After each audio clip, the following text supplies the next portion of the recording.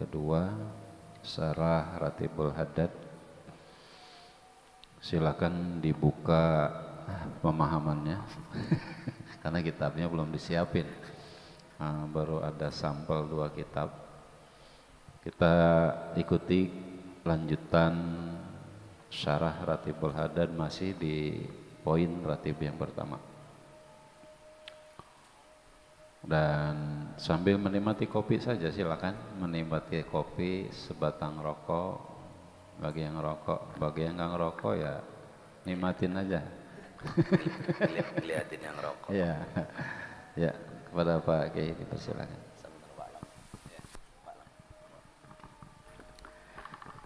Bismillahirrahmanirrahim.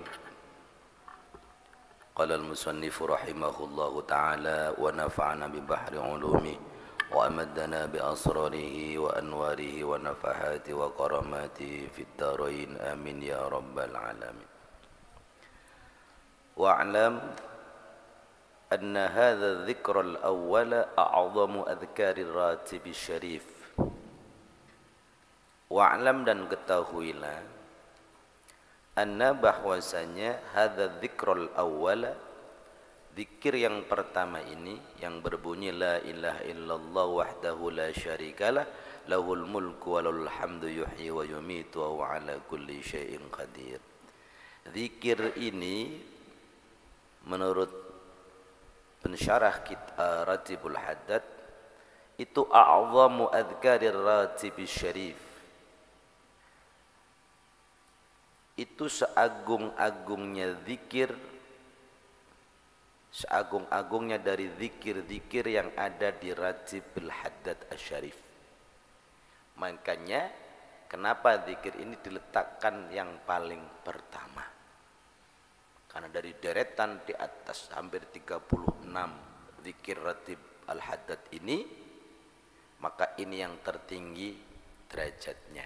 Kenapa kemarin disebutkan? Karena di dalam zikir ini ada kalimat tauhid, la ilaha illallah. Walam nutawil, tetapi kami tidak memperpanjang fi syarhihi, di dalam syarah zikir ini. Ini enggak diperpanjang aja oleh 500 halaman ini. Bagaimana kalau diperpanjang ya? Udah 500, kata beliau lam nutawil, kami enggak perpanjang. Masya Allah lah, kalau perpanjang 1000 kali ya. Subhanallah, berjilid-jilid. Kenapa enggak diperpanjang? Li'anna ghalibal adhkari, karena ghalibal adhkari secara umum dari zikir-zikir al-atiyati yang akan datang, artinya di bawah zikir ini sampai akhir Ratibul Haddad, yahtawi meliputi alaiha, atas zikir-zikir tadi, apa yang meliputinya, yang mencakupinya, hadza dzikrul azim, zikir yang agung ini. Jadi laksana suratul Fatihah sebetulnya. Zikir la ilaha illallah itu ditaruh di muka di awal, karena seluruh zikir yang ada di bawahnya itu seperti zikir turunan yang semuanya mengalir dari la ilaha illallah. Sama dengan suratul Fatihah. Kalau kita fahami suratul Fatihah dikenalkan ummul kitab. Ibu, artinya induk, itu tempat kembali. 113 surat dari Al-Quran kembalinya kepada suratul Fatihah, tempat kembali. Artinya seluruh as-sab'ul mathani, yang 7 ayat dalam surah Fatihah, ngalir ke semua surat yang ada di dalam Al-Quran, yang jumlah suratnya ada 113 selain surat Al-Fatihah. Maka disebut ummul kitab. Lah ini az-zikrul a'zam, zikir yang paling agung, karena seluruh zikir di bawahnya sampai khatam Ratibul Haddad baliknya ke zikir ini. Yahtawi 'alaiha hadza dzikrul 'azim. Wa yakfika, wa yakfi, dan cukupkah bagimu, min fadlihi, dari anugerah atau dari keutamaan zikir ini, min fadlihi, dari keutamaan zikir la ilaha illallah ini, annahu, bahwasanya zikir ini yang pertama ini khairu, sebaik-baik ma, sebaik-baiknya perkara, qala yang mengatakan hu padama siapa alaihi salatu wassalam Rasulullah sallallahu alaihi wasallam. Wa khairu ma dan sebaik-baiknya perkara qala yang mengatakan hu padama siapa annabiyuna para nabi yang lain. Makanya kita sering dengar kalau lagi zikiran tahlil itu afdhalu ma qultu ana Rasulullah, maksudnya bukan ana yang tukang tahlilan, bukan, itu mah imam doang. Ananya di sini Rasulullah. Afdhalu ma qultu ana wan nabiyyuna min ba'di aw min qabli, dan para nabi sebelum aku la ilaha illallah. Jadi sebaik-baik zikir yang diucapkan Rasulullah dan para nabi sebelum beliau adalah zikir kalimat la ilaha illallah. Wala yasbiku dan tidak mendahului hu pada zikir ini apa itu amalun amal. Wala tabqa dan tidak tersisa ma'ahu bersama zikir ini sayyi'atun suatu keburukan. Artinya orang yang mengucapkan zikir la ilaha illallah itu zikir tauhid. Tapi yang sempurna di dalam zikir tauhid di dalam ratibul haddad ini adalah diteruskan wahdahu la syarikalah lahul mulku wa lahul hamdu yuhyi wa yumitu wa ala kulli syai'in qadir. Ini yang sempurna. Satu deret zikir yang memiliki makna kesempurnaan sebagai terjemah dari kalimat la ilaha illallah. Makanya orang kalau membaca ini tak ada yang tersisa, tidak ada yang nyisa, tidak ada yang tercecer dari keburukan pada seseorang yang mau membaca zikir ini. Karena kemarin dikatakan yang mau baca zikir ini paling tidak minimal 10 keburukannya dihapus oleh Allah. Itu minimal. Bagi orang yang bacanya baru ngantuk gitu ya, la ilaha illallah. Padahal kalau zikirnya sempurna bihuduril qalbi tentu tidak 10. Allah kalau menyebut 10 itu minimal. Lah kalau ikhlasnya paripurna ya lebih dari itu. Karena dari 10 ila sampai 700 kali lipat sebetulnya. Lah kita mau ingin dapat 700 kali lipat kebaikan digandakan, 700 kali lipat keburukan dihapus, tergantung dari keikhlasan kita di dalam. Jadi standar minimum saja sudah dapat 10 dihapus oleh Allah keburukan. Wali Allah dan sesungguhnya Allah Ta'ala yang duru akan melihat, akan memperhatikan ila kepada qailihi orang yang mengucapkan zikir ini. Kemarin saya sampaikan flashback. Jadi orang yang membaca zikir la ilaha illallah setidaknya ada satu karomah. Apa karomahnya? Allah mau melirik kita, mau memperhatikan kita, mau melihat kita. Betapa untungnya kita dipandang Allah. Lawang sudah nggak dipandang tetangga aja udah baper kita. Ini tangga ngapa ya gua liwat agak ngelirik pisan. Iya, baru tetangga begitu. Udah baper. Gimana kalau kita nggak dilihat Allah, nggak diperhatikan Allah? Wong nggak dipandang tetangga aja udah bapernya 2 tahun nggak sudah. Allah sang pemberi rahmat dan kehidupan nggak mau memperhatikan kita. Betapa apes bin apek kita nih. Makanya kalau pengen dipandang Allah, jadi orang yang beruntung adalah orang yang dipandang. Itu karomah, kemuliaan. Nah yang mau mendapatkan kemuliaan dipandang Allah, artinya diperhatikan oleh Allah. Coba, kan kita kadang-kadang lebih senang diperhatikan tetangga daripada Allah ya. Nah, iya, lo mau sholat aja bukan ikhlas yang dipasang tapi jogrogan yang dipasang. Kenapa? Emang biar dipandang tetangga. Ikhlas mah nomor 60, karena begitu. Berarti kan dia mengedepankan casing agar dilihat tetangga, menomor sekiakan hati agar dipandang Allah. Ayo kebolak-balik kita mah. Dipandang Allah nomor 1. Sebodoh ting tetangga ngecengin kita mah. Sholat ke masjid celananya ngeper begitu ngelinting ya. Ya biarin bae yang ngomong tetangga. Lah yang penting sholat kita emang kalau canang ngelinting nggak sah gitu sholatnya. Lah mau kena ngelinting nggak sah apa sholatnya. Lah biar kata mau kena ngelinting kalau hatinya nggak ngelinting. Yang penting kan itu. Iya. Celana kisut itu ya. Yang penting hatinya nggak kisut. Ya kan yang penting dipandang Allah. Ini peringatan bahwa kita mendingan dipandang Allah, memilih lebih baik dipandang Allah daripada pengen dipandang manusia. Nah kalau mau sering-sering dipandang Allah, diperhatikan, baca zikir ini sering-sering. Aktsir min dzikri la ilaha illallah. Beruntung orang yang baca ratib seperti malam ini. Hakul yakin tadi kita baca Allah memperhatikan kita. Oh, no orang pojokan dari juta yang jauh-jauh kemari baca ratib. Nah, begitu dilihatin. Tetangga padahal nggak ada yang tahu tuh. Yang keluarnya malam-malam nggak apa-apa, biarin. Yang penting Allah Maha tahu. Wa man nadhara ilaihi lam yu'adzibhu. Ini benefit keuntungan kedua. Wa man, dan barang siapa nadhara yang memandang siapa Allah ilaihi kepada man, kepada orang tadi gegara dia baca zikir la ilaha illallah, lam yu'adzib, tidak akan mengadab siapa Allah hu pada orang tadi. Karomah orang yang dipandang oleh Allah artinya dijauhkan dari adab Allah. Lah kan kita suruh milih doang besok di akhirat. Mau diperhatiin Allah, disayang Allah atau disiksa Allah. Ini kalau ditanyakan kompak, nggak mau disiksa Allah kan begitu kan? Iya, pasti seragam. Jawabannya seragam, kelakuannya beda-beda kan begitu. Iya, kalau jawab kan bisa seragam kan? Coba perilakunya. Suruh zikir aja kan sebagian ngantuk, sebagian nyender, sebagian khusyuk, kagak sama. Sebagian angop itu. Wasayati, dan akan datang insyaallah atas izin Allah fi tentang la ilaha illallah. Ya, tentang zikir la ilaha illallah nanti ada penjelasan khususnya. Pada mana adzikri tsamina asyar, pada zikir yang ke-18. Mazidu, tambahan bastin, penjabaran ala mahuna, atas apa yang ada di sini. Ini tidak diperpanjang oleh pensyarah, tapi nanti tambahannya ingat pada zikirkan yang ke-18. Ingat-ingat, waspadalah jangan sampai absen. Lah kalau absen nggak nyampe itu, nggak nyampe pokoknya. Iya, makanya 1, 2 terus ikutin sampai 18 dan seterusnya, jangan absen. Kalau absen ya nggak nyambung.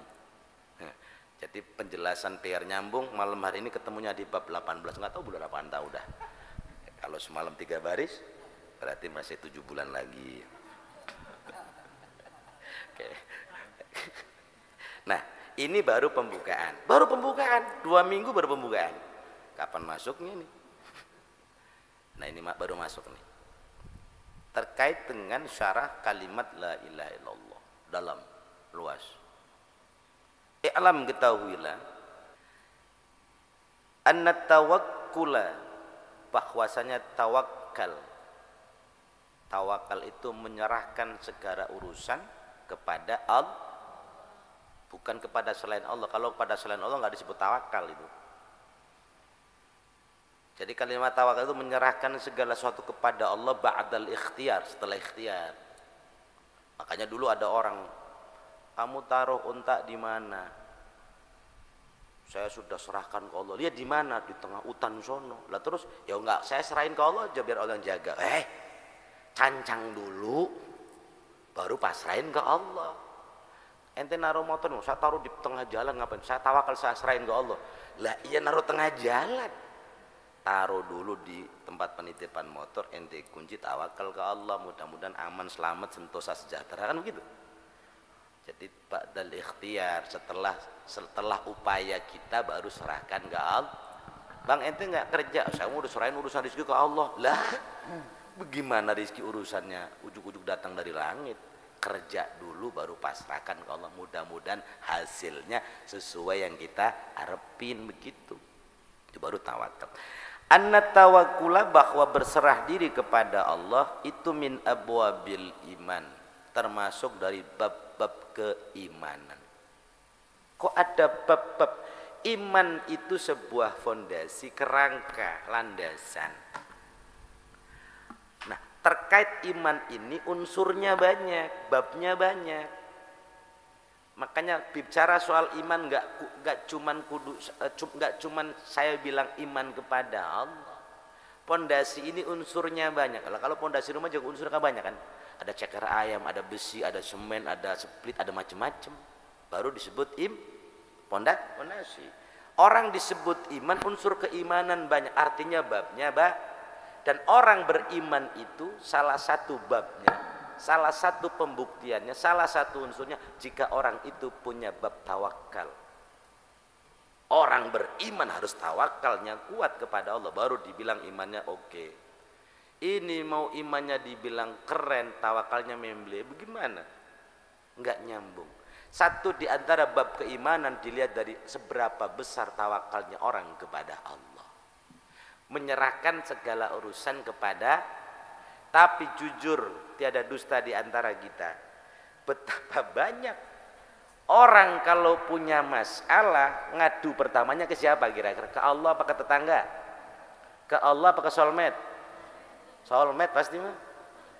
Pagi-pagi kepuyangan kemarin urusan utang belum lunas, pagi-pagi japri semua teman-temannya, bang tolongin gua ngapa begini ya. 2 hari belum ingat Allah itu. Begitu udah mentok-tok baru ingat, ya Allah iya ya. Teman dimintain nggak sanggup, abang dimintain nggak nulungin, tetangga dimintain cuek bebek, baru ya Allah ini ngapa tetangga saya gini semuanya ya, baru ingat Allah. Di mana tawakalnya? Memasrahkan seluruh urusan kepada Allah. Nah, bab tawakal adalah salah satu bab dari keimanan kita. Maka siapa yang pengen imannya kuat, kencengin tawakalnya. Nah, bab tawakal juga banyak jendelanya. Banyak unsurnya. Nih, wa jami'u abwabil imani la tantazimu illa bi'ilmin wa halin wa amalin. Nih, wa jami'u dan seluruh abwabil imani, bab-bab keimanan seluruhnya. Tawakal kan baru cuma salah satu. Nanti ada syukur, ada taqwa, ada ikhlas, apalagi banyak iman itu mah. Nah, salah satu malam ini tawakal. Nah, seluruh bab keimanan termasuk bab tawakal ini la tantazimu, tidak tersusun, tidak terangkai illa kecuali babnya itu apa? Dengan beberapa pilar baru disebut iman. Satu bi'ilmin, satu dengan ilmu. Keimanan orang itu landasannya harus dilandasi dengan aspek keilmuan. Makanya kalau kita tahu bab iman nggak boleh ngarang, harus pakai ilmu, ya, nggak boleh ngarang. Bukan katanya dan katanya, konon dan konon, harus pakai ilmu. Bab iman begitu, nggak boleh. Wahalin dan perilaku, pilar kedua. Keimanan landasan pertamanya pilarnya harus pakai ilmu, kedua harus pakai hal. Apa itu hal? Hal itu perilaku atau kondisi kebatinan sebetulnya. Wa amalin dan amal, perilaku. Bohong orang beriman gak ada bukti amalnya. Bang, iman. Wah, iman gua orang jembatan Serong masa nggak iman. Sholat bagaimana sholat? Lah kalau sholat mah musiman saya mah. Kadang mingguan, kadang tahunan. Kan ada yang sholat tahunan dan mingguan ya. Iya, Jumatan doang. Hari-hari mah kagak. Bahkan aneh bin aja puasa kagak begitu. Idul Fitri ikut sholat Idul Fitri. Mudik juga ikut mudik. Padahal puasanya enggak. Artinya pembuktian keimanan dilihat dari amal. Jadi amal itu pembuktian dari keimanan. Makanya cara mengukur dengan nahkumu bil dhawahir, menghukumi seseorang secara zahir. Iman itu enggak bisa dihukumi. Kan hanya Allah yang tahu orang itu beriman atau tidak. Tetapi indikator, tanda-tanda, bukti-bukti keimanan seseorang bisa dilihat dari perilakunya. Contoh, imannya lumayan bagus dia. Paling tidak, tapi persoalan imannya seberapa kadarnya kan hanya Allah yang tahu. Tapi ukuran dohirnya bisa kita hukumi. Tapi mengatakan dia mukmin kafir bukan urusan kita, urusan Allah. Oke. Nah makanya iman itu banyak dan iman itu terangkai. Tawakal itu tersusun min ilmin, dari ilmu, wa huwal asal, huwa dan ilmu itu al aslu, fondasi. Keimanan itu, tawakal itu pondasi. Artinya seluruh orang yang mau menjalankan syariat bernama tawakal, landasannya nggak boleh ngarang. Kayak tadi kan naruh unta di tengah jalan katanya udah tawakal, bukan tawakal bang, itu mah konyol. Iya, harus pakai ilmu. Yang kedua wa amalin, dan harus pilar amal. Orang tawakal itu dibuktikan dalam bentuk amal nyata, tindakan konkret. Huwa thamratu, huwa amal itu thamrah, hasil. Orang kalau punya ilmu tentang tawakal, tindakannya bisa terukur bahwa dia punya ilmu tawakal. Hasilnya terlihat nampak dari perilaku tindakannya. Apa-apa pasrahnya ke Allah, bukan ke pegadaian gitu, bukan. Nah, itu masyarakat orang linglung sekarang kan, apalagi pinjol ya. Dipikir pinjol itu mengatasi solusi tanpa masalah, yang ada masalah tambah nggak jelas, tambah nambah itu, masya Allah. Wahalin, dan hal wa huwa, dan hal itu al murad yang dimaksud bi ismit tawakkul, disebut dengan tawakal itu hakikatnya ada di hal. Jadi apa namanya, perilaku paripurna dari seseorang yang tidak hanya zahir tetapi hal itu lebih mencerminkan batin. Contoh, makanya nanti di dalam tawakal itu ujiannya begini. Ujiannya adalah, apa salah kita menyerahkan urusan kita kepada orang? Bukan persoalan salah, tapi kalau orang tahu ilmunya nggak akan salah. Kenapa? Persoalan yang urusannya dengan urusan duniawi boleh dipasrahkan kepada orang, tapi persoalan yang urusan ukhrawi harus diserahkan kepada Allah. Tapi jangan lupa catatan, sekalipun urusan duniawi diperbolehkan memasrahkan kepada orang, tapi ingat penentunya bukan orang, Allah. Kita ini mau cari kerjaan, memasrahkan diri kita ke sebuah instansi, ya. Pekerjaannya boleh kita serahkan ke urusan kantor, tapi ingat rizkinya harus diserahkan ke Allah, karena gaji itu bagian dari ya gaji urusan kantor. Tapi kalau mau bilang saya rizki saya ditakar oleh kantor, salah. Rizki yang nakar Allah. Tapi kalau gaji yang nakar kantor. Nah, makanya di dalam konsep tawakal ini ada kaitannya dengan surah Al-Fatihah. Iyyaka na'budu wa iyyaka nasta'in. Iyyaka nasta'in, hanya kepadamu kami minta tolong. Maka pertanyaan yang muncul, boleh nggak minta tolong sama orang? Kalau urusan duniawi boleh. Bang, urusan duniawi, bikin tiang saung. Ya Allah, saya pasrahkan tiang saung ini kepadamu ya Allah. Ya nggak jadi. Pasrahkanlah tiang saung kepada tukang. Bang, tolong bikinin saung saya. Kita doa mudah-mudahan dalam bangun tiang ini pekerjaan lancar, ada rizki ngalir biar buat bayar tukang. Itu masrahin ke Allah bab rizkinya. Lah, tapi kalau urusan tiang masa ke Allah, kegedean itu urusan, kekecilan itu. Urusan duniawi silahkan kepasrahkan kepada, minta tolong kepada sama. Urusan duit silakan minta tolong kepada, tapi urusan rizki tawakal pasrahnya kepada. Ini kalau tahu ilmunya ya nggak salah. Wah, ente musyrik, masuk menyerahkan urusan bangunan kepada orang. Ya nggak musyrik, memang bangunan urusan duniawi. Jadi harus dipisahkan mana yang dipasrahkan ke Allah, mana yang dipasrahkan kepada. Tapi walaupun pasrahnya kepada manusia urusan duniawi, finally endingnya akhirnya harus pasrah tawakalnya kepada Allah. Setelah kita ikhtiar bangun tiang dan seterusnya. Wallahu a'lam bishawab. Ya Rabbana tarafna bi annana tarafna wa annana ashrafna ala Allah ashrafna fatub alaina taubata silu kulla hawfa wastur lanal awrati wa aminir rawha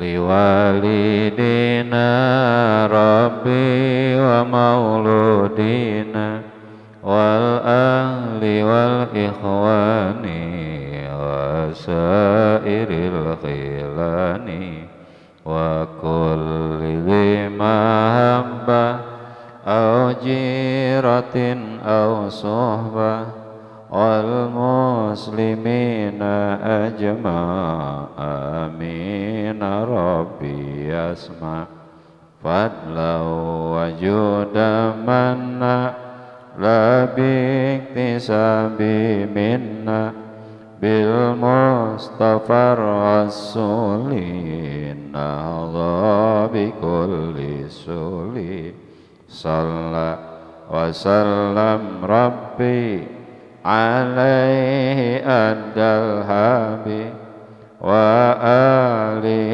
وصحبه عدد تصيصبي والحمد لله في البدء والتناهي والحمد لله في البدء والتناهي والحمد لله رب العالمين.